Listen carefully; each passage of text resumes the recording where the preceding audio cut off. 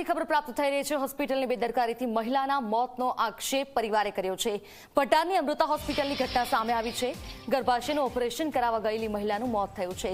તબીબની બેદરકારીથી મોત થયું હોવાનો પરિવારે આરોપ લગાવ્યો છે। ઓપરેશન બાદ મહિલાનું બ્લડ પ્રેશર વધતા પરિવારે આક્ષેપ કર્યો છે કે મહિલાનું મોત હોસ્પિટલની બેદરકારીના કારણે જ થયું છે।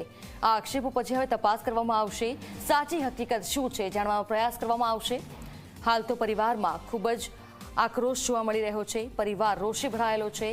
કહી રહ્યો છે કે અમારા ઘરના સભ્યનું મોત હોસ્પિટલની બેદરકારીના કારણે થયું છે।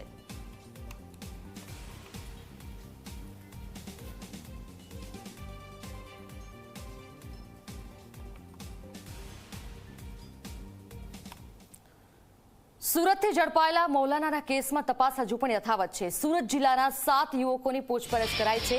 પ્રાથમિક તપાસમાં યુવાનોની ગુનાહિત પ્રવૃત્તિમાં સંડોવણી ન જણાય। પૂછપરછ બાદ યુવાનોને મુક્ત કરવામાં આવ્યા છે। પોલીસે કોમી વૈમનસ્ય ફેલાવવાની મૌલાનાની પ્રવૃત્તિની માહિતી લીધી।